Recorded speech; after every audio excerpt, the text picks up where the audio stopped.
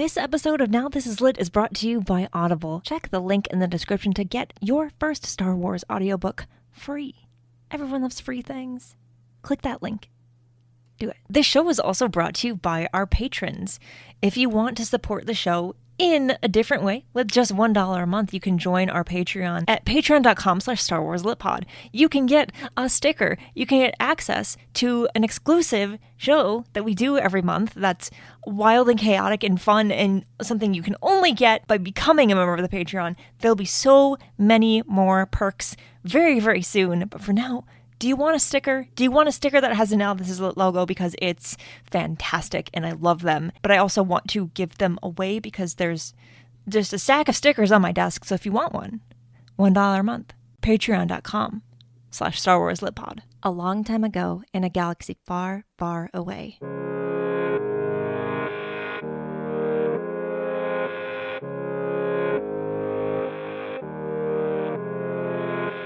You're listening to Now This Is Lit, a podcast about Star Wars books, the people who make them, and the readers who just can't get enough of them. I'm your host, Meg Dowell. I use she, her pronouns. And this week, I am sharing with you an episode of The Nameless Show, which is our Patreon exclusive show. We'll tell you all about it in the episode. If you join the Patreon, you get access to this monthly show and a lot of other really fun things that are already happening and that are soon to start happening. If you like this, it's $1 a month. That's all it is. I won't ask you for anything more because $1 means a lot to me. I hope you enjoy this episode. It's probably the best one of this show that we've done yet. Enjoy. I don't think either of us are reading any Star Wars right now. I'm reading the Republic Commando books. You are. You're on the second one? Yes. It was really funny when you're like, I'm going to read the Republic Commando books, and you went to go find them on my shelf, and you just picked like the third or fourth one. Or no, I think it might have even been the last one. I picked the last one. And I was like, you don't want to start with that one. So I went and I found the first one for you. It's just really funny because like sometimes it's like you just don't know. And you're like, this is a Republic Commando book. And it's like, no, actually, like that's the last one of a series that was never finished. Like you definitely got to start from the beginning here. And yeah. You're doing okay with it. You don't like Legends that much.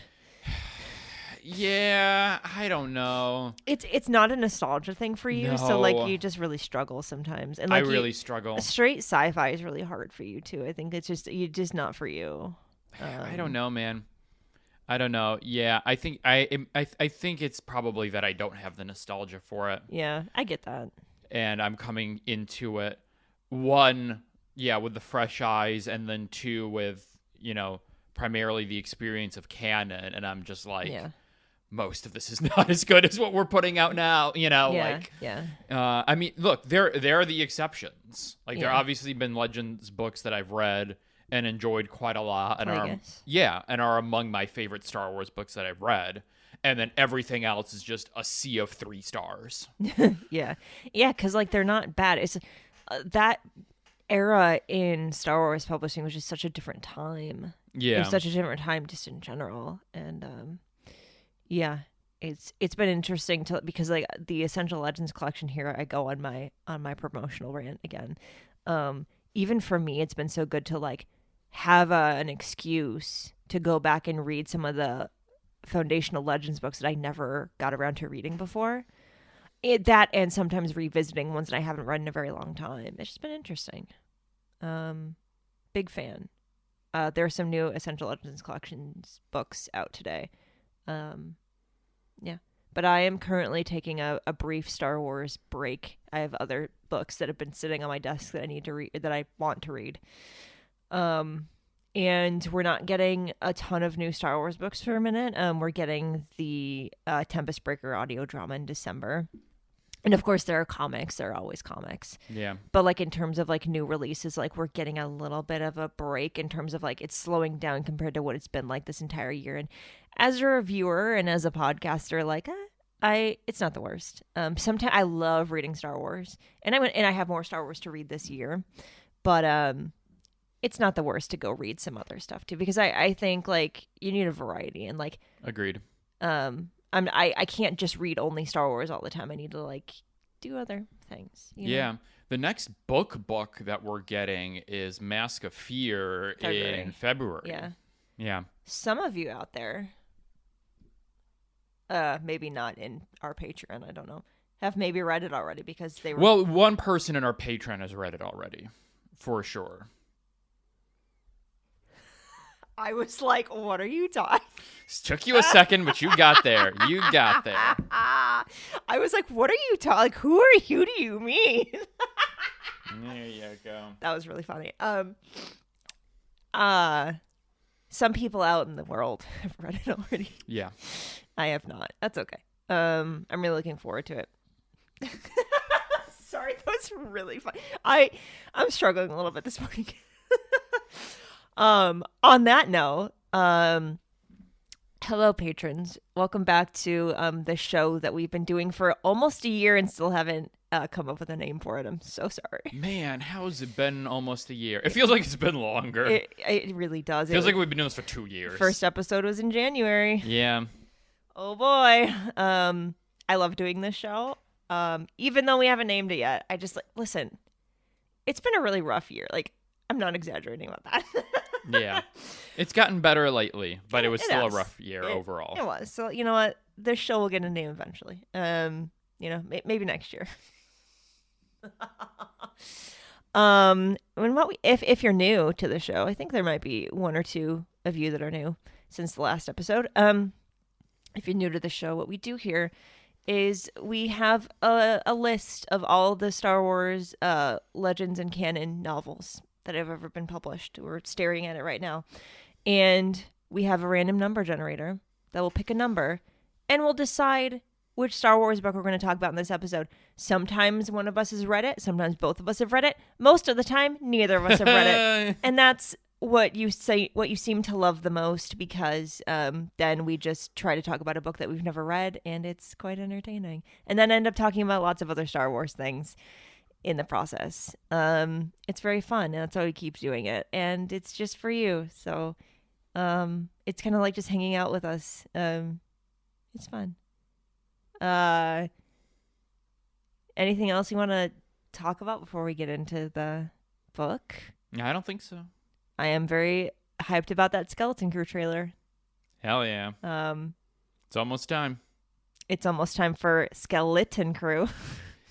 Yeah, it is. Our Skeleton Crew after show that's exclusive to Patreon. Kind of like we did with Acolyte for the Acolyte. It's so stupid. It's so stupid. I don't know if we'll be able to continue the tradition of incorporating a lit into the titles. We've gotten lucky. We've gotten very lucky. Maybe screwed. I don't know. Yeah. Yeah. We'll see. We'll see. But for now, Skeleton Crew is very, very kind to us in the naming department. But we're going to do a whole show about that. So look forward to that. Coming very soon. We'll do an episode 0 like we did for Acolyte at the end of the month. So that'll be fun. All right. Should we pick a book? Let's do it. Should we pick a book and see what we got? Let's generate an option here. Oh my God. 316. Oh my God, it's going to be a canon book. Yeah, it is. 316. The Living Force by God. John Jackson Miller. You and I have not really talked extensively about this book. Yeah, man. A canon book, a recent canon book. Earlier One we've both year. read? One we've both read? Oh, man. Because the way this list works is the new canon books just get added on to the end. So anything after in 310s and beyond. Yeah. Oh, it starts with, I'm looking at it now, 314. Oh, Escape from Valhalla. So we got lucky. So, Man. yeah.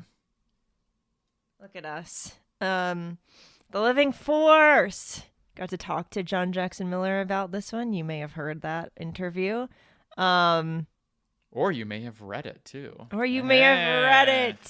My first insider article. Maybe my last. That's not true. That's not true. It's just pitching is hard sometimes.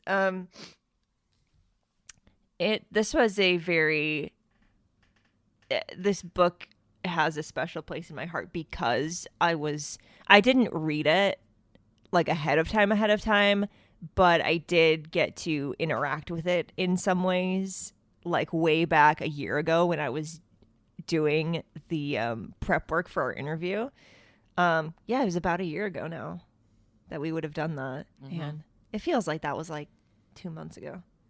I can't believe that. Well, because like the runway for like when you do the interview and turn it in compared to like when it actually comes out is months. I think it was like 6 months. Yeah. So like I've been like thinking about and interacting with this book for a very long time at this point, and yeah, let's talk about it, because we talked about it but not really talked about it. No. I loved the premise of this book from the very start, to know that like first of all we're getting a book that's set before the Phantom Menace, which is exciting, I think, because we don't get a lot of those. We haven't gotten a lot of those in canon. So it's very exciting to be like, I don't know, expanding the timeline. That's not really what I meant to say. Exploring the timeline in a way that we haven't before in canon, Yeah. Because what we're in, okay, not including the High Republic, what did we have in that, like, before time? We had Dooku Jedi Lost. We had, which you could make a case that is maybe actually a High Republic book. I really need to listen to it again, because I've heard so much about all the High Republic, like, nods and Easter eggs and things that we didn't know about, because we didn't know the High Republic existed when this book came out. I'm going. But yeah, oh boy. But yeah, so we have Dooku Jedi Lost. We have the Living Force. We have all of the High Republic. Mm-hmm. What's Master and Apprentice? Did you say that? Yeah, Master and Apprentice. I did not say that, but you're right. Mm-hmm. Padawan. Yes. The Obi-Wan Kenobi book. Oh, right. Yeah.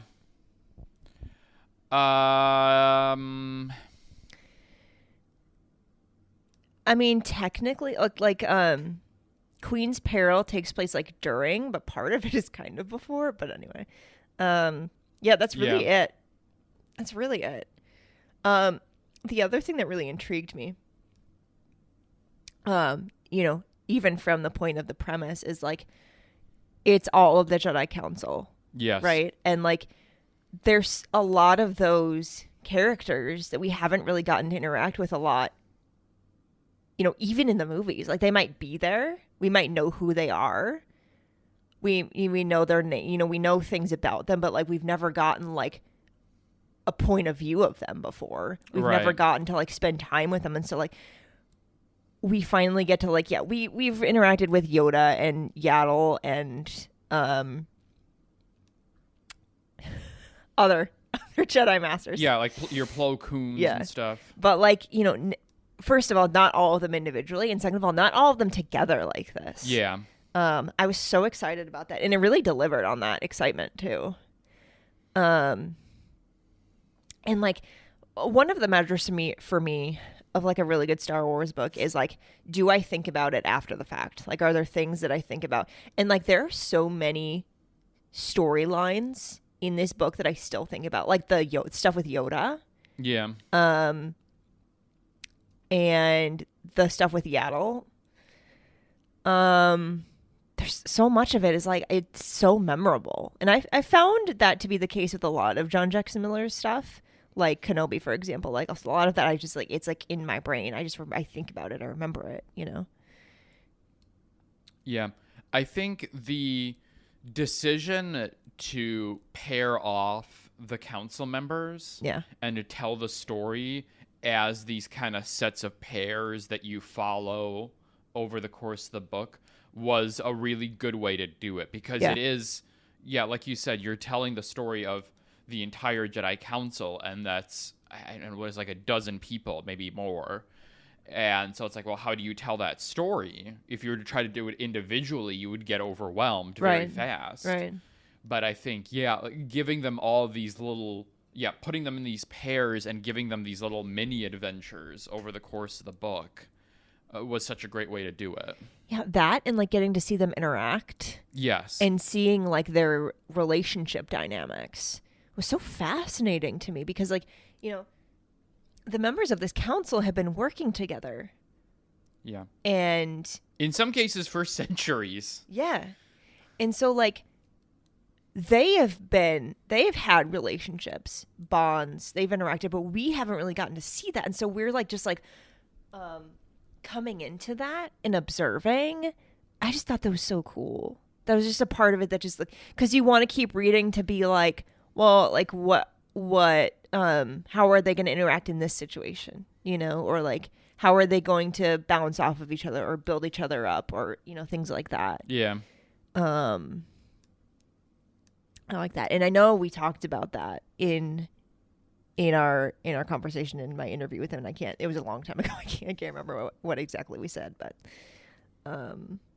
the book is also really, really funny. The book is extremely funny. Which that book gave me the hardest time I've ever laughed because of a Star Wars book. Do you remember what made you laugh? Oh yeah. I remember the exact thing.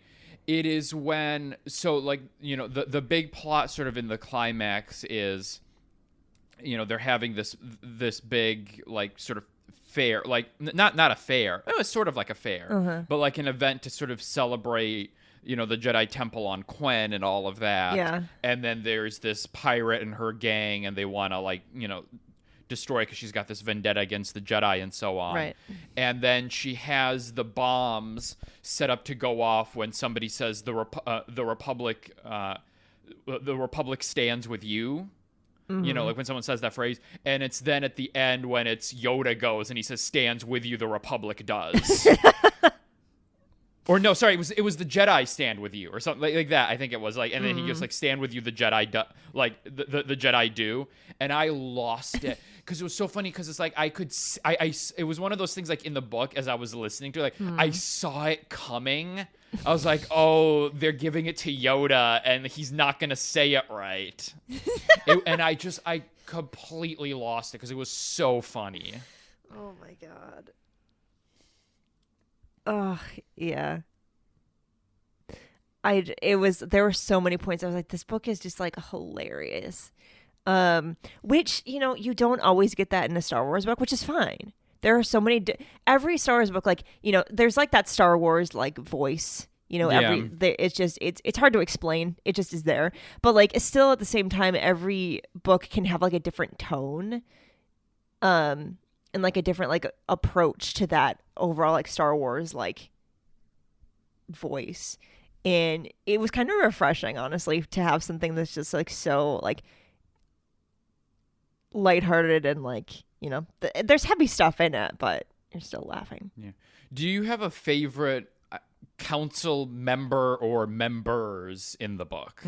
I really liked Yaddle's stuff. Yeah. I liked her stuff, but then also like the person she was interacting with, who was like the camera person for the for the whoever it was, and then by the end she's like, I'm gonna do my own thing and I'm gonna help people, and I was like, it's me. It's me.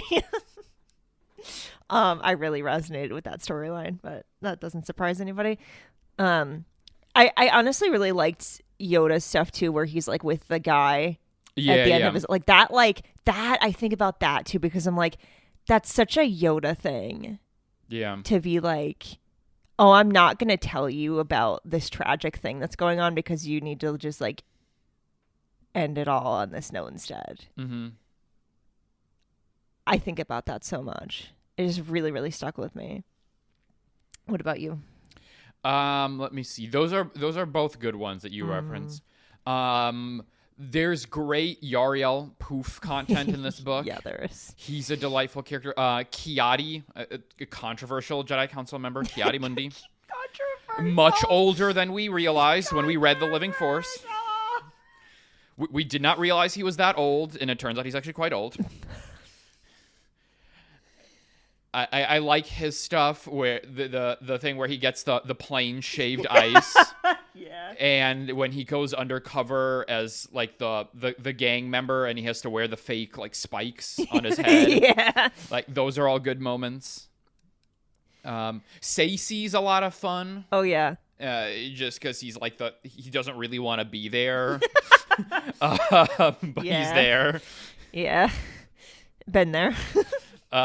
So yeah, there's just those great little, again, those characters that like, especially in current canon, we don't get a lot of. Yeah, because there's not really a reason for us to get a lot of them. Yeah. And so like I loved this book for a lot of reasons, but like for the fact that like, oh, we just have a reason to like spend time with these characters. As in like where else would we be able to do that? That's why I love Star Wars books so much. Because you can have a book like this where you're like, oh, can we just like hang out with the entire Jedi Council for some reason? And yet it's still like impactful to canon in a lot of ways. Something I've been thinking about recently, or that the reason that this book has actually come back to my mind in recent like weeks / the past month is, I've kind of been, I mean, I haven't thought like too deep along this line, but I have kind of started thinking about Living Force and Glass Abyss as kind of a duology. Oh, yeah. I think you can kind of think of them in that way. Well, in large measure, it's because you have this through line of Qui-Gon in both of the books. Right. In the sense that in the Living Force, it's Qui-Gon, still alive, obviously, who gives the Council the mission to go to Quen. Yeah. And then in Glass Abyss, it's Qui-Gon posthumously giving Mace this mission to go to, Megatos. Metagos. All right. Megatos. The letters were all there. They're just in the wrong order. Yeah, you got there. Yeah. To go to Metagos.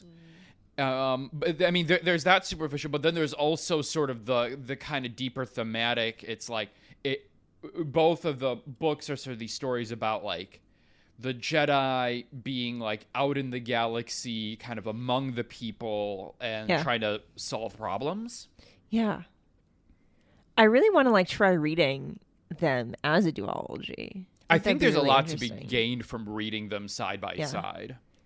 Pause. Just look at your daughter for a second. Izzy, you don't need this much attention. The dog is on her back, just like belly rub. Your foot is in the air. And I know you want to hear about our third co-host.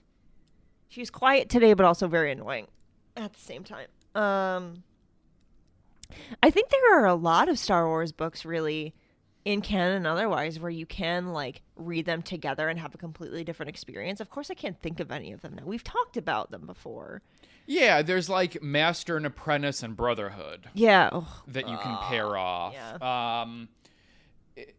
I mean, Phasma and Black Spire are already like borderline an official duology. Yeah, sorta. Yeah, but they also sort of qualify. Right. I'm trying to think of other ones recently. Yeah. I mean, there are plenty, and I think like that's by design, but also like you wouldn't think maybe to read The Living Force and Glass Abyss as a pair, but they work so well together. Yeah. For the reasons you said, and probably a lot of others too.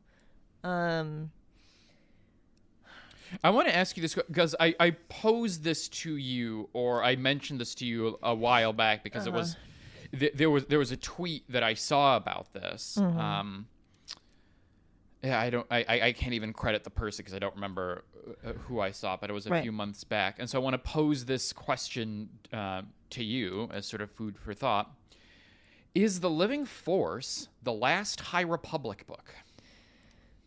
You did ask me this. Yeah.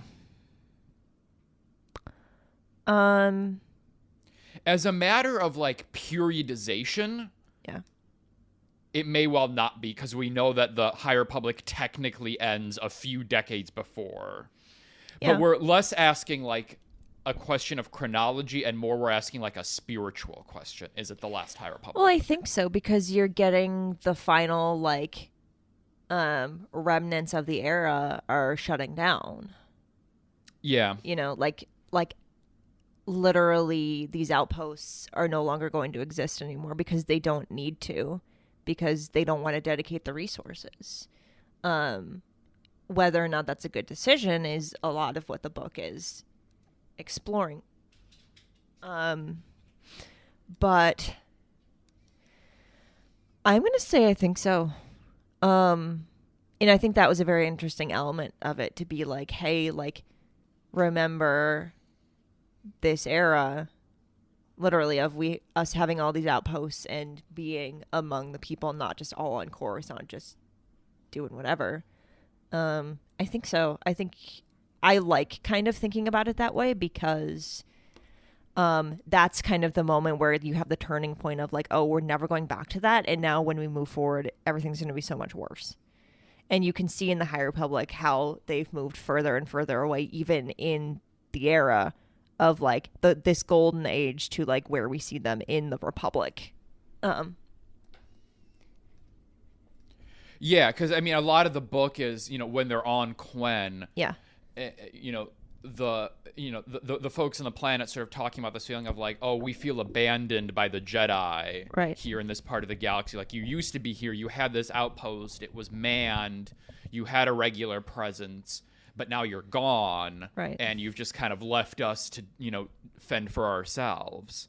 And so, you know, we've moved by this point in the timeline, we've moved so far away from like, we are all the Republic, like, and so I think that this, you know, this book is a sort of like eulogy for that notion. Yeah, and I really like that part of it too, where it's like you understand why later so many people are just so disillusioned and kind of fed up with the Jedi. Yeah, because you know, then it's because of the war and things like that. But even before that, it's, oh, you don't care about us anymore. Yeah, you're in your little, you know, essentially in your tower. Yeah. Away from everyone. And you are so out of touch with what it's like to be down here and to live like this, to have no one help you or care about you. Yeah. So interesting.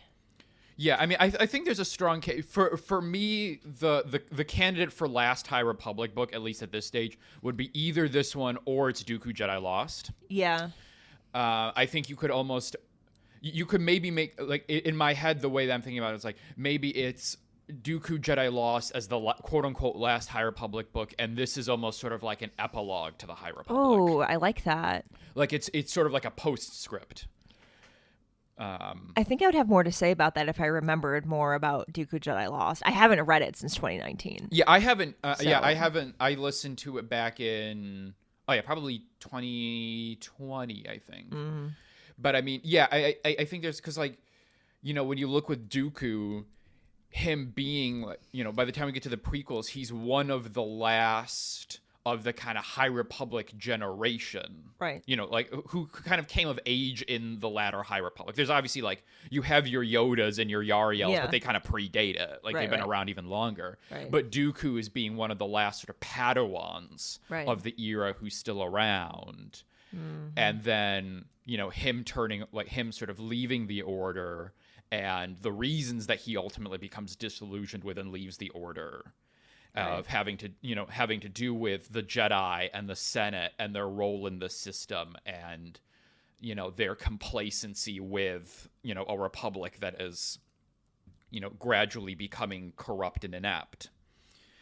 I think all of that, I think thematically, you can also see, like, in his own disillusionment is reflected, you know, the end of this ideal that we're seeing in the High Republic kind of proper. Yeah, I really like that. And it's even more interesting to think about now that like, we're getting closer to the end of the stories that we're getting in the High Republic right now. And to think of it having, like, an actual ending is very cool to me, because, like, the High Republic, you know, as a story, phase 1, phase 2, phase 3, is going to have an ending. Yes. But much like the conflict between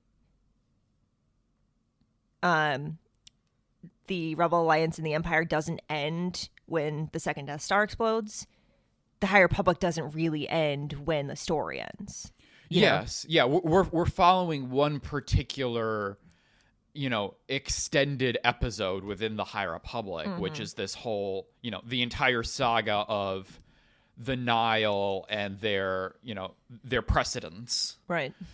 And so, it is not, inclusive of the entire kind of chronological era of the High Republic and also everything that's happening. I mean, think about how many comic mini events they have, made out of the frickin' year between Empire Strikes Back and Return of the Jedi. Right. And we're talking about, 250 years. We are seeing as important as everything that we're getting right now in terms of like the kind of galaxy-wide importance. We're still only seeing the 10% of the glacier that's, over the, above the surface. There's all these other things that are happening, presumably in the galaxy. Right. So, yeah. Yeah. Which is why I'm confident that there will be more High Republic stories eventually. Yeah. And I mean, we already know High Republic stories are coming up because we're getting the Acolyte tie-in material. Right. So we're going to start seeing some of the latter High Republic periods. I'm so excited about those. Me too. I can't wait. Even though we don't know for sure technically if we're never getting more Acolyte. It's not official. Yeah.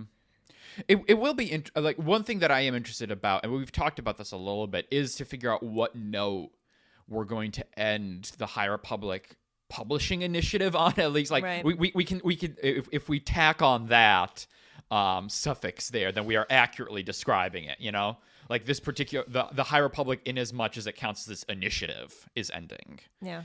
Because you still have, I don't know the math anymore, but you still have 100, 150, maybe 200 years before you get to the Phantom Menace. Right. You still have a lot of time.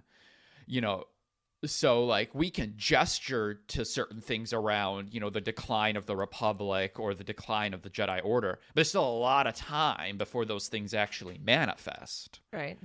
And I mean, I said this to you one time on the walk, is one way that I've thought about maybe the way that that Phase 3 will ultimately end is I think about the ending of Phase 2.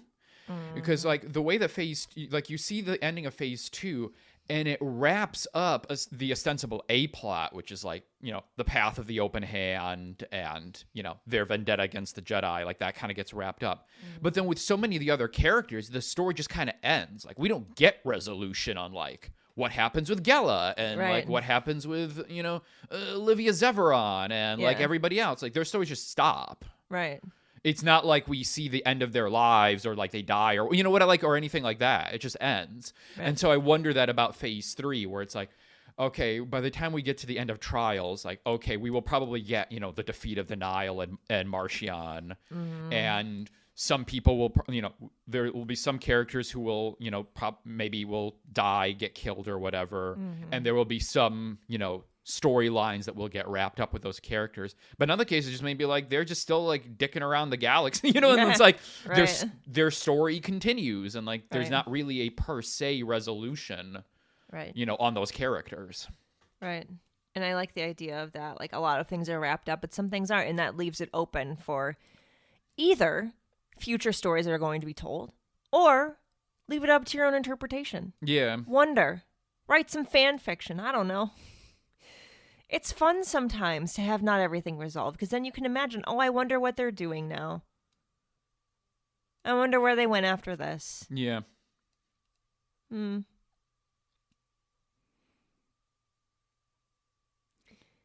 this has been probably the most we've talked about any of the books that we've done on this show. I know, because we've read it recently enough where we've read it, first of all. Yes. We've read it recently enough where we remember things, and it's a very... Not that other books aren't good, but it's a very memorable book. It is a very memorable book. And it is a very impactful book in terms of making you think about more Star Wars outside of the book itself. Yeah. How long have we been going? I don't actually know. It's impossible to know. Let's see. It is, in fact, possible to know because you just have to pull up this to look at the timestamp. Look at that. 33 minutes. Look at us. Look at us. This is such a good book. If you haven't read it, we didn't really spoil. I don't know. It doesn't matter. If you haven't read it, we gave away like little things here and there, but honestly, like the big thrust of the book, we did not really spoil. Yeah. So definitely read it. John Jackson Miller is just very good at what he does. Yeah. Also, speaking of John Jackson Miller, not too long ago, as of this recording, he had another book come out. Not a Star Wars book, but Batman Resurrection, which I know you haven't read yet. It's I have a hold on it. Yeah. But I have, and it is a very good book. Like, I mean, like I'm not like a big like Batman person. Like I've seen I've seen pretty much I've seen all the movies. But like I'm not in terms of like either the comics or like the animated shows. It's like it's not a character that I'm like, oh yeah, Batman. You know what I mean? But like I enjoy it. But it's a really good book. Mm-hmm. So it's like really, really good. So even if you're somebody who's like just like casual, like, you know, we'll watch when a Batman movie comes out, you know, in theaters or something, like even you're just sort of like a casual DC-ish fan or like superhero fan, it's still a really good read. Yeah. And yeah, it's just a really great storytelling. So yeah, I would definitely recommend checking out Batman Resurrection. It's one of my favorite books of the year. Really looking forward to it. And maybe we'll talk about it in some capacity. Yeah. I can say this because you're patrons. I would love to do some sort of spin-off show where I talk about, me and somebody, talk about books that Star Wars authors have written that are not Star Wars. Because I've gotten a lot better at following these authors' other books and trying to read them when I can. And they're really good. Which is not surprising. So, read a Batman book. Yes. Do it. Highly recommend, even though I haven't read it yet, but I trust you that it's probably really good. And really good. John Jackson Miller is just really good, like I said, at what he does. Also, having talked to him like on 3 separate occasions for interviews, he's just a really cool person in general.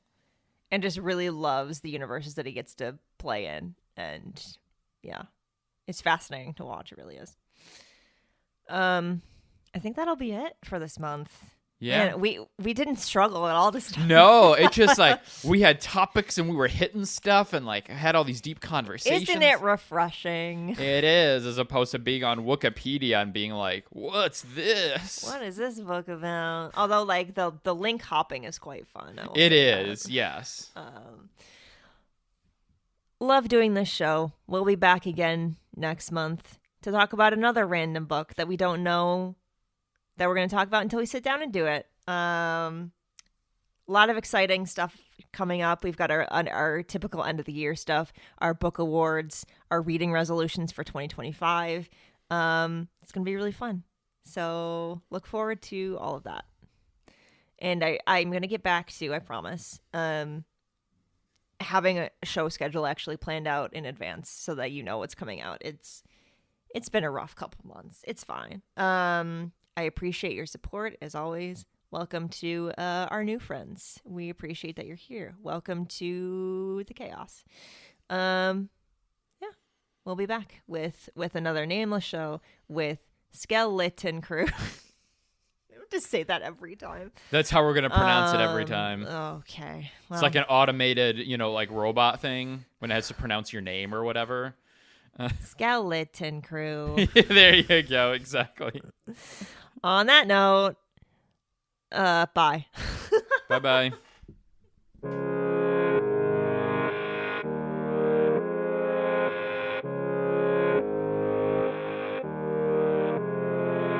Now This Is Lit is part of the Faraway Fandom Network. It is produced by Devor Mondum and written, hosted, and edited by me. Jose Jimenez designed our podcast art. You can keep up with the show on Substack and Now This Is Lit, and find the show wherever you get your podcasts. There are so many ways you can support the show, and all of those ways are linked in the show description. The newest way is to become a member of our Patreon. For $1 a month, you can get access to an exclusive show and a sticker. And if we get 500 people to support the Patreon per month, I can hire an editor. That would be great for me, and maybe for you too. So if you'd like to support the show with just $1 a month, you can do it that way. Or you can just keep listening and sharing the episodes. That is also helpful, and I appreciate it. For more book reviews and Star Wars Book Celebration, follow Star Wars Book Reviews on Instagram and TikTok.